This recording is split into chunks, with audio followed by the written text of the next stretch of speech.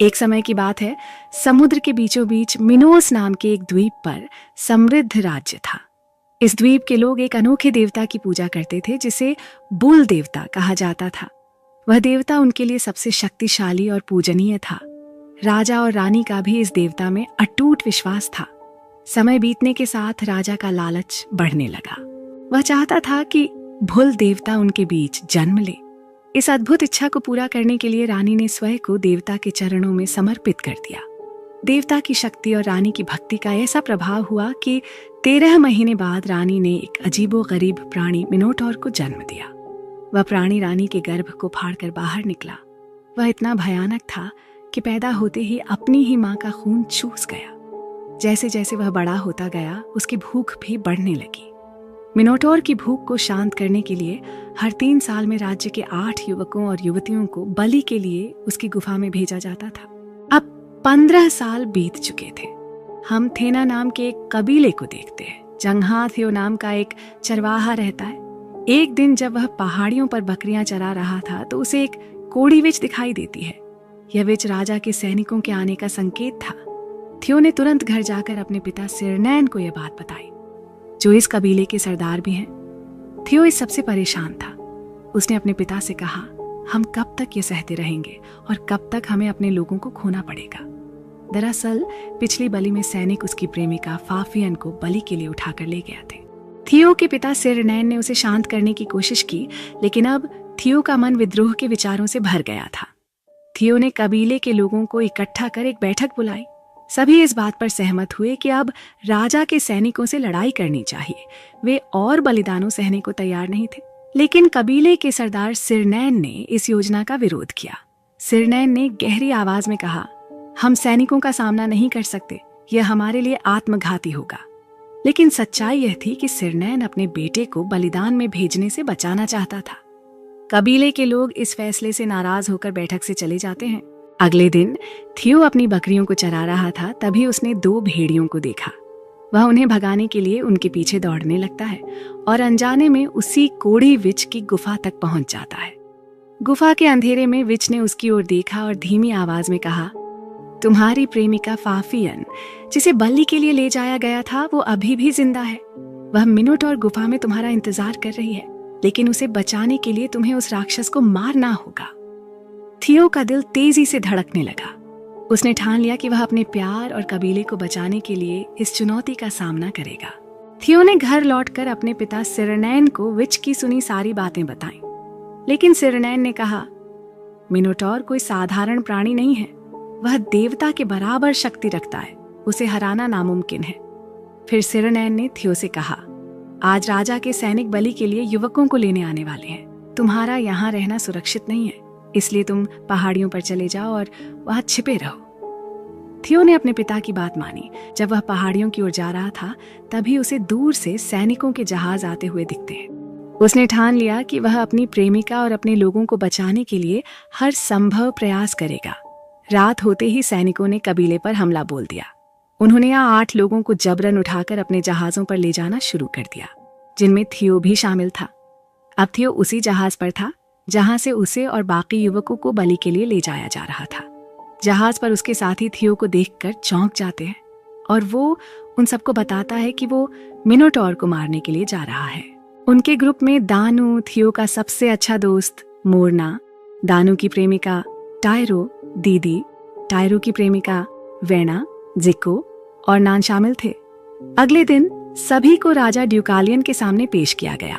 वहां राजा की खूबसूरत रानी राफेला भी मौजूद थी और राजा ने सबसे पहले वेना और मोरना को पकड़ा और उन्हें भूल भुलैया वाली गुफा में फेंकने का आदेश दिया।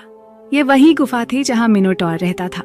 राजा ने जैसे ही वेना और मोरना को गुफा में फेंकने का आदेश दिया, थियो ने अचानक राजा को रोकते हुए कहा, ये दोनों अनजान हैं, पहले मेरी बलि लो। लेकिन राजा ने उसे बीच में ही रोकते हुए कहा, हमारे मिनोटॉर को कुंवारी लड़कियां अधिक पसंद हैं और तुम्हारी बलि बाद में होगी।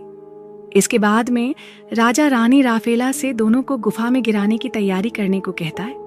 रानी राफेला ने राजा के हाथ में रखी बुल देवता की खोपड़ी को सूंघते हुए मोरना को अजीब तरीके से किस किया और उसे नशे में डाल दिया। फिर राफेला ने वेना के साथ में भी वही किया। ये देखकर थियो का दिल घुटने लगा, लेकिन वह कुछ नहीं कर सका। गुफा का दरवाजा खोला गया और राजा ने मिनोटॉर को बुलाया। उसके आते ही धरती हिलने लगी, जैसे कोई भयंकर शक्ति आ रही हो। तभी थियो गुफा की ओर कूदने के लिए भागने लगा, लेकिन सैनिकों ने उसे पकड़ लिया। इस वजह से राफेला ने आज उन सभी को बलि देने की योजना को कैंसिल कर दिया। राजा ड्यूकालियन गुस्से में कहता है, इन सभी को एक जेल में बंद कर दो, और सभी को बंदी बना लिया गया। रात के अंधेरे में रानी राफेला अपनी नौकरानी से कहती है, थियो को मेरे पास लाओ, किंतु राजा को इस बारे में कोई खबर नहीं मिलनी चाहिए। नौकरानी रानी के आदेश के अनुसार थियो को जेल से निकालकर उसके कमरे तक ले आती है। रानी राफेला थियो को पास में बुला लेती है और उसके साथ में इंटीमेट होने लगती है, लेकिन राजा भी छिपकर ये सब देख रहा होता है। थियो राफेला से कहता है उसे मिनोटॉर के बारे में जानना है, लेकिन राफेला उसका ध्यान भटकाने लगती है और उससे कहती है, मुझे तुमसे एक बच्चा चाहिए।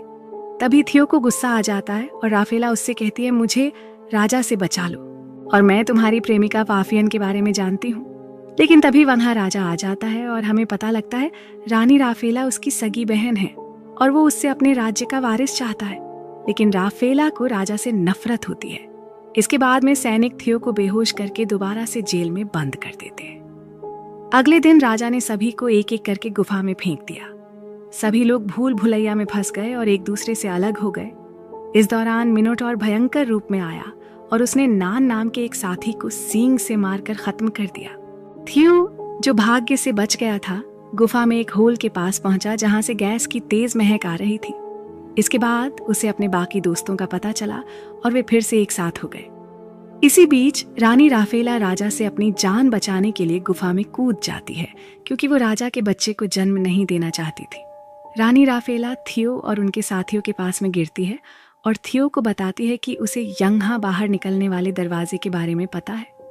हालांकि कुछ लोग रानी पर विश्वास नहीं कर रहे थे। वेना, जो रानी पर विश्वास नहीं कर पा रही थी, उसने अकेले ही गुफा में आगे बढ़ने का फैसला किया। लेकिन तभी मिनोटॉर वहां आता है और उन सबके सामने वेना के मुंह में से सींग को आर पार करके मार डालता है।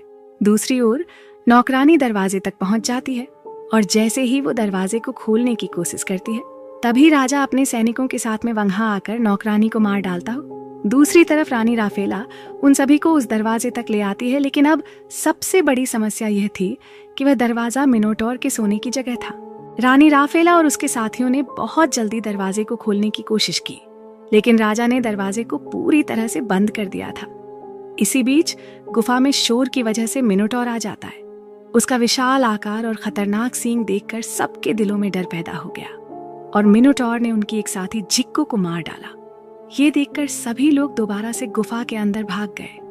थियो, दानू और मोरना को एक इंसान मिलता है जिसका नाम तुराग है और वो गुफा के चूहे खाकर अपने आप को जिंदा रखे हुए है, लेकिन इतने लंबे समय तक फंसे रहने से वह पागल हो चुका है। दूसरी तरफ राजा भी रानी राफेला को बचाने के लिए गुफा के अंदर चला जाता है। इसी बीच थियो और दानू के बीच में झगड़ा हो जाता है और दोनों का शोर सुनकर मिनोटॉर वहां आ जाता है, लेकिन राजा चिल्लाने लगता है और मिनोटॉर उसके पास में चला जाता है। मिनोटॉर को अपनी तरफ आता देखकर राजा गुफा से बाहर आ जाता है, लेकिन उसका एक सैनिक इस हमले में अपनी जान गंवा बैठता है। थियो तुरक की मदद से उस जगह का पता लगा लेता है जहां पर फाफियाना के जीवित होने की संभावना है और वह उसे खोजने के लिए अकेले ही निकल पड़ता है। अंधेरी और सुनसान गुफा में उसकी मुलाकात फाफियाना की आत्मा से होती है। फाफियाना की आत्मा थियो का धन्यवाद करके अदृश्य हो जाती है। जब थियो आगे बढ़कर देखता है तो उसे फाफियाना की लाश दिखाई देती है, जो अब कंकाल में बदल चुकी थी।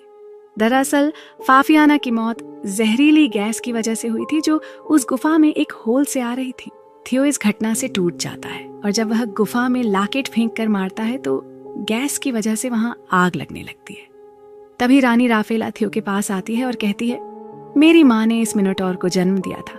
उनका कहना था कि तुम्हारे गांव से कोई ऐसा इंसान आएगा जो इस मिनोटॉर को मार पाएगा।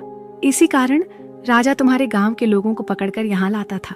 रानी राफेला उसे बताती है, तुम ही वह जांबाज योद्धा हो जो इस मिनोटॉर को मार सकते हो। थियो ने जल्दी से एक योजना बनाई। उसने तय किया कि वह गुफा में मौजूद गैस का इस्तेमाल करके आग लगाएगा, जिससे मिनोटॉर जलकर मारा जाएगा। लेकिन तभी मिनोटॉर वहां आ जाता है। थियो और राफेला ने तुरंत गुफा से बाहर निकलने की कोशिश करते हैं, लेकिन मिनोटॉर उनका पीछा करने लगता है। थियो ने चतुराई से खुद को मिनोटॉर के हमले से बचाया। जैसे ही मिनोटॉर ने हमला किया, थियो ने एक तरफ हटकर उसे दीवार से टकरा दिया। टकराव इतना जोरदार था कि मिनोटॉर का एक सींग टूट गया। थियो ने इस मौके का फायदा उठाया और मिनोटॉर के ऊपर चढ़ गया, क्योंकि उसका लाकेट मिनोटॉर के सींग में फंस गया होता है। थियो ने किसी तरह उसे उसी जगह पर ले आया जहां से जहरीली गैस निकल रही थी। थियो लाकेट को दीवारों पर घिसने लगता है, जिससे वहां मौजूद गैस में आग लगनी शुरू हो जाती है। राजा को भी यह आग दिख जाती है। थियो और रानी राफेला वहां पानी के एक तालाब में कूदकर अपनी जान बचाते हैं और मिनोटॉर आग से झलकर मारा जाता है। दूसरी तरफ गुफा के भीतर गैस विस्फोट के कारण एक बड़ा धमाका हुआ, जिससे राजा का महल ढह गया और उसकी मौत हो गई। आग खत्म होने के बाद दोनों पानी से बाहर आते हैं, लेकिन मिनोटॉर अभी भी जिंदा होता है। उसका जला हुआ शरीर और टूटे हुए सींग के साथ वह पहले से भी अधिक खतरनाक दिख रहा था। तभी थियो को उसके टूटे हुए सींग को हिस्सा दिखता है। उसने साहस बटोरते हुए उसे हथियार के रूप में इस्तेमाल किया और जैसे ही मिनोटॉर उस पर हमला करता है, थियो ने सींग को उसके सीने में घोंप दिया और मिनोटॉर मारा जाता है। उसकी मौत के साथ ही गुफा गिरने लगती है और बचे हुए सभी लोग ऊपर आ जाते हैं। इसी के साथ मैं आज की कहानी का अंत करते हैं। दोस्तों, मैं अकेले ही इन वीडियो को बनाने में बहुत मेहनत करती हूँ ताकि आपको बेहतरीन कहानियां सुनाने का मौका मिले। अगर आपको ये कहानी पसंद आई हो तो कृपया मेरे चैनल को सब्सक्राइब करें और वीडियो को लाइक जरूर करें। आपके सपोर्ट से ही मैं नई और रोमांचक वीडियो ला सकती हूँ। नीचे कमेंट में बताएं कि आपको ये कहानी कैसी लगी।